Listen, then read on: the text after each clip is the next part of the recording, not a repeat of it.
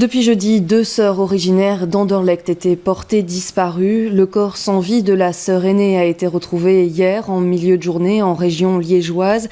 La fillette de 2 ans et demi est-elle traumatisée mais saine et sauve. Anaïs Corbin, on vous retrouve à Anderlecht. Que sait-on à ce stade de l'enquête ?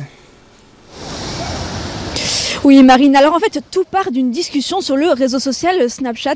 L'homme de 37 ans aurait appréhendé la jeune fille de 14 ans en lui proposant d'aller faire du shopping pour les soldes, et puis elle aurait ensuite accepté et jeudi elle emmène ensuite avec elle sa sœur de 2 ans et demi. La suite c'est que hier matin, donc vendredi, l'homme a été retrouvé pendu à une barrière à Plainevaux en région liégeoise, et dans sa voiture située à proximité se trouvait la petite fille de 2 ans et demi qui elle est retrouvée sain et sauve, mais plus tard dans la matinée, c'est le corps sans vie de la jeune fille, cette fois de 14 ans, la fille aînée, qui a été retrouvée par un jogger le long d'un bois à Ougré, une section de la ville de Serein en province de Liège.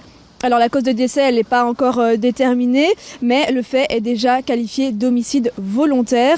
Aucun lien familial n'a été fait entre les deux sœurs et l'homme à ce stade, mais les deux faits sont liés selon le procureur du roi de Liège. Au stade actuel de l'enquête, aucun élément ne permet de dire qu'une tierce personne pourrait être impliquée dans ce dossier.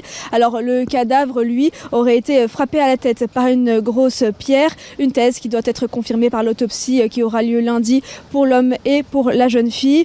La grande question reste de savoir ce qu'il s'est passé entre le départ de Bruxelles jusqu'à Liège et les 2 décès. L'enquête en cours devrait le déterminer. Pour l'instant, il n'y a pas de communication sur les résultats de la perquisition.